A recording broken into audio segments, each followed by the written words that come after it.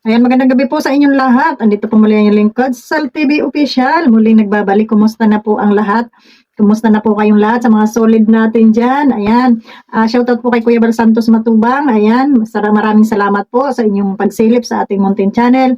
Andyan lang kayo, pasilip-silip. Thank you very much po sa inyong lahat. Ayan.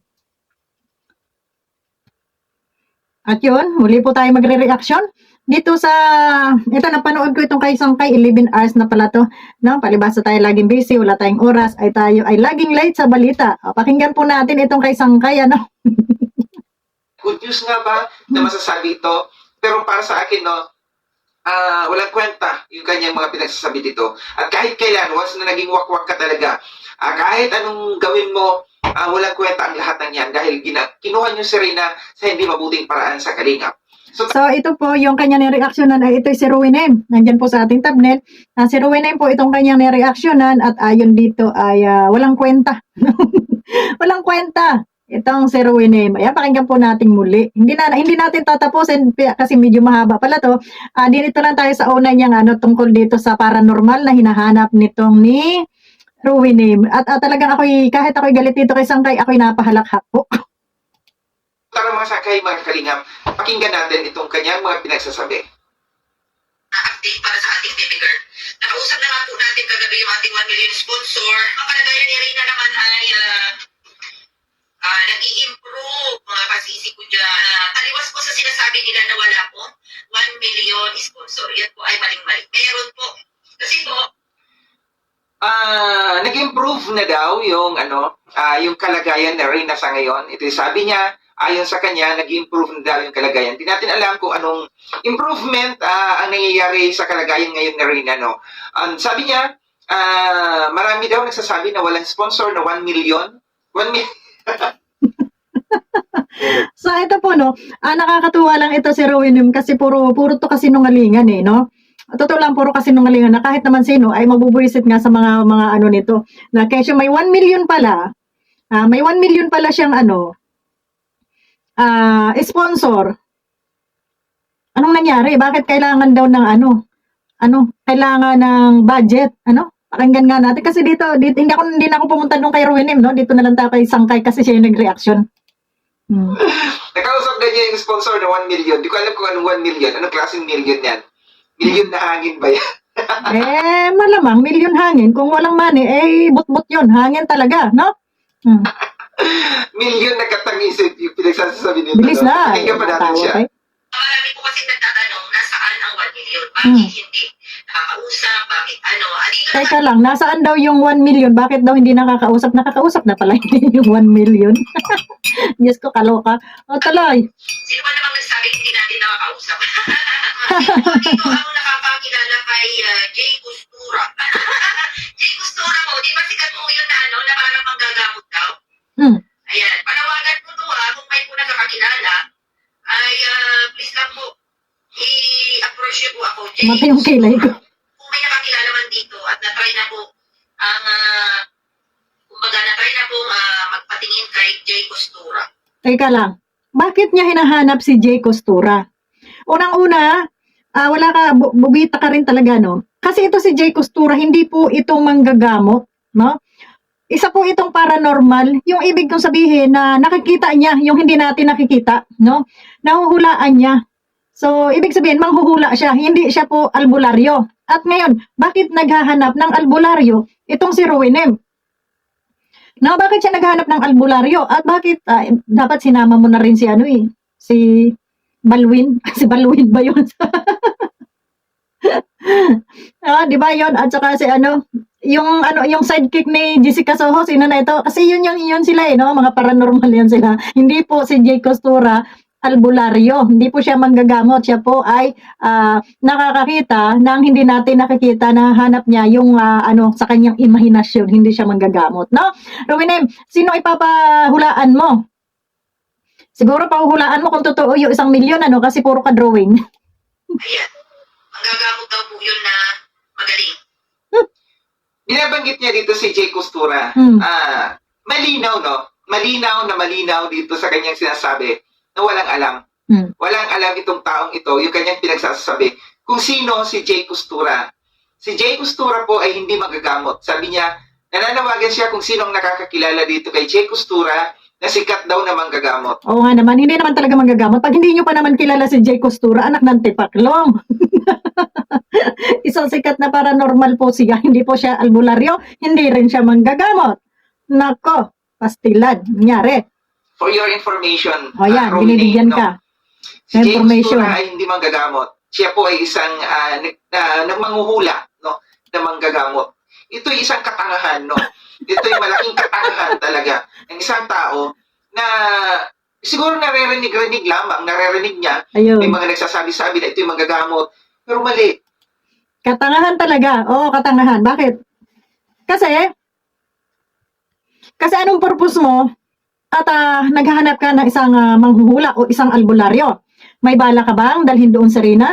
Dahil sabi mo nga doon sa ano mo na may pagbabago kay Rina pero hindi 100% hindi nyo na ipapangako na tuluyan siyang gagaling. So ibig sabihin talaga hindi talaga babalik ito sa Rina sa kagaya natin na normal yung galaw, normal yung pag-iisip, andun pa rin yung gumaling man siya o hindi man, wala naman kasi siyang ano.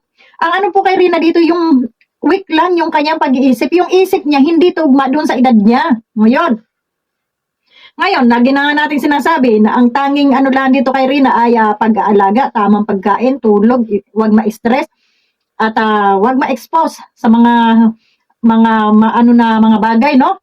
Yung mga kaganapan ngayon kasi natutroma, lalo na yung makakapanood ng hindi magagandang movie, ayan, matutroma yung bata, no? So, yun ang dapat kay Rina, tamang pag-aalaga, tamang pagkain, tamang inom ng vitamins, no?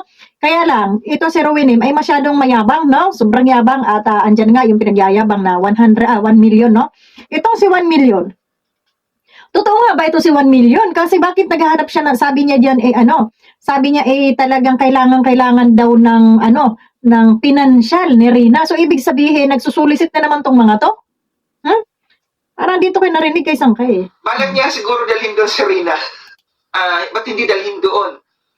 Sa St. Luke, sa tamang lugar, sa mga doktor, no? Totoo naman. Para mapagamot yung tao. Hindi sa mga ganyan, panghuhula, mga albularyo, di ba? Anong gagawin? Anong gagawin sa albularyo? Hindi naman pang albularyo. Yung sakit ni Rina, ang siguro magpa-albularyo si Ruinin. Siguro si Ruinim ang dapat magpa-albularyo. Ano po? Hindi po itong si Rina. Kasi si Rina, matino naman. Itong mga siraulo lang na ito, dapat ang magpa-albularyo. No, tama nga yung sinabi ni Sangkay na ito ay tanga. No? Huwag kang tatanga-tanga, ha, Ruinim. Ayan, nasabihan ka tuloy ni Sangkay na isa kang tanga. Ayan. Totoo naman. Hindi ka ba naman tanga? Anong gagawin mo doon sa paranormal na yon? Dadali mo si Rina. Papagamot mo. Akala ko ba nasa St. Luke na? Bakit hindi na ba kinaya ng budget ninyo? Di ba? Ang ginawa natin? Hindi inaalam. Wala talaga ginagawang kabutihan. Wala talaga ginagawang maayos itong mga tao to. Totoo. Bakit bakit dito sila sa bato, sa mga organs ni Rina, Bakit dito sila nagfo-focus? Bakit hindi doon sa mental health ni Rina? Bakit hindi nila i-focus doon yung kung ano talaga ang problema sa bata? Oo nga naman. Bakit ba yung mga sakit sa bato ang kanilang concern? Wala naman sakit yung bata yata sa mga ganyan. Ang sakit ni Rina ay nasa pag-iisip. Ba't napunta doon sa mga ganon? Yun yung totoo na napakatatangan nitong mga ito. Pinagpupukusan nila yung ibang bagay samantalang yung totoong sakit ni Rina. Bakit hindi yun ang pagpukusan ninyo? Kasi nga ganito, alam nyo na matagal ang gamutan, matagal na panahon bago si Rina ng kagaya natin na maging normal talaga siya, no? Matagal na panahon, malaking pera ang gagastusin ninyo sa mga kahibangan ninyo, ano? So, ang nakikita natin dito ay ginagamit nyo na lang talaga si Rina para magkapera kayo, para makapag-solicit kayo, ano? Kasi ngayon sinasabi nyo na kailangan nyo ng suporta, ng financial. So, asan yung 1 million nyo? No? Ayun. So, sa madaling salita, alam nyo na itong si Rina ay hindi talaga gagaling ng talagang magaling na magaling. Siguro, utay-utay, mai-improve yung kanyang kaisipan, pero hindi yung kagaya ninyo o kagaya natin na talagang clear, yung na bigla na lang. Siguro, himala na lang talaga, no? Diba? Kasi nga, weak nga yung bata, no? So, siguro, alam nyo na yan, dahil yan ang ng doktor, Kaya ngayon, ang pinagpupukusan nyo yung ibang bagay, yung mga organ-organ, kasi may sakit na ganito, kasi may sakit sa ganito. Huwag nyo pinaglululoko yung mga viewers ninyo, no? Para lang makapag-solicit kayo. Anak ng tipaklong, huwag kayong ganyan. Nalalaman tuloy yung mga kahambugan ninyo. Pinagtatawan na lang kayo. Kasi nga nakikita sa inyo na mukha kayong mga tanga. Totoo naman. oh, okay yan, Sangkay. Yung ginagawa mo, mukhang tanga. Yan ka, Sangkay, may content ka. Hindi na pa ako nanood dun sa kay Rowin kasi napakahaba nun. Nasilip ko ito sa Sangkay at dito natin, ito na lang yung ating pinanood. Kahit naman kaaway natin, ito panoorin din naman natin. Grabe kayo, no? Bakit dito? Dito So, yung kanyang pinapalakpakan dito, yung bato ni Reyna, wala na daw gallstone si Reyna. Wala nang bato si Reyna. Clear ang bato ni Reyna. Wala na raw bato si Reyna. Clear na raw ang bato ni Reyna. Pinag-uuto nyo. Diyos ko, inuuto nyo yung inyong mga viewers. Wala na po. Lord, wala na pong gallstone si Reyna. Grabe. Pangalawa po, ang kanyang tiyan. Yan ay sa awa ng Diyos ay clear naman po. Clear. Na may mga ay lumalaki ang tiyan ni Reyna, ganito ganyan. Ang ating dalaga ay clear po ang kanyang tiyan. Ayun. Diyan naman. Pagtawanan lang talaga kayo ni Sangkay. Ginagawa nyo lang tanga talaga yung mga viewers ninyo. Ano naman problema kay Reyna kung lumaki ang tiyan ay kung busog yung tao? No? Grabe.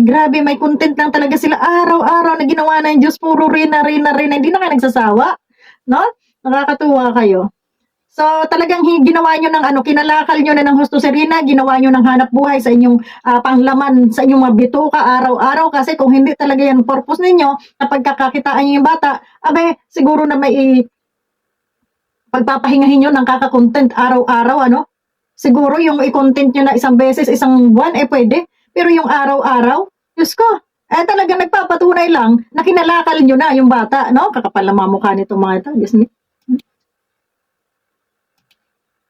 Sa Kalinga, wala namang mga ganyang issue, patungkol sa gallstone, patungkol sa tiyan. Siguro yung isang tao, parang sa isang babae, para sa akin, napapansin ko, parang lumalaki yata ang tiyan pag nagkakaroon ng mens. Correct me if I'm wrong. No? Kasi, Hindi naman. Grabe ka, Sangkay. Magregla ka kasi. Ang alam ko lumalaki yun tiyan pag nabubusog. Ayun. Lumalaki. At saka kapag may siguro yung may yuma, yung mga ganon, pero hindi naman yata lumalaki yun dyan pag may wala yun, lang yun, pag tumataba ang tao, lumalaki talaga yun dyan, no? Hindi yung pag may means, lalaki yan dyan, kalukuhan, hindi yan. Hindi ganon. Wala rin tong alam si Sangkay kasi wala naman tong matres, no? patient, or di kaya busog. So, parang lalaki yan dyan. Yung busog, ayan, lalaki yan dyan. Na po ay kailangan po gamutin, ayusin ang kanyang tainga. So ngayon po, fit to travel. Tainga naman. Dahil mag-fit to travel na ang ating dalaga, ayan, ang habang-habang po ay magta-travel naman ang ating dalaga. Ayan, palakpakan, magta-travel na po ang ating dalaga. Ayan, palakpakan po tayo.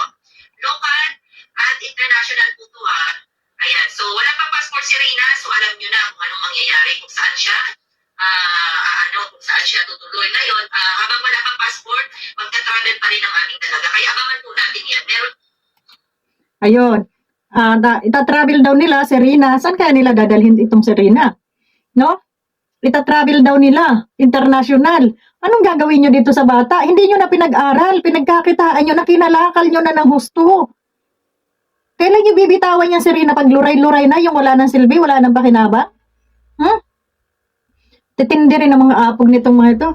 No? Kawawang bata. Ginawang hanap buhay ng mga animal. So, dapat lang naman talaga na reaksyonan kayo, no? Dahil wala, hindi na maganda yung pinagagagawa ninyo. Kinalakal nyo na ng husto. So, pinagkakitaan nyo na. Palakpakan. So, fit to travel na daw si Reyna, Kasi yung kanilang dati na, dahil may problema nga sa tenga si Reyna daw, hindi nakapag-travel. So, ngayon, fit to travel na si Reyna, sabi nila, so, pwede na mag-travel. So, alam na this, palakpakan. So, ang number one na matutuwa dito sa pagta-travel ni Reyna ay si Tiborcio. Sino naman to si Tiborcio? Di ba may pagnanasa ito si Tiborcio dito sa Karina? So, palakpakan. Okay. Yung kaaway ni Banat Bagsik, si Mariosep. Grabe. So, dadalhin sa Hong Kong. Di ba Hong Kong yun? O, Hong Kong naman yata, magkasino naman yung Hong Kong at saka yung ano, Diyos mio.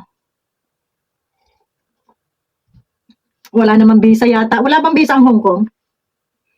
So, ayun, at hanggang dito na lamang ang ating pakikinig dito kay Sangkay. At, ayun, abang-abang at tayo magla-live na. At tayo ay medyo nakasilip ng ating lungga. So, dito tayo magla-live. At, ayun, maraming salamat sa inyong lahat. God bless po and good luck. Bye-bye!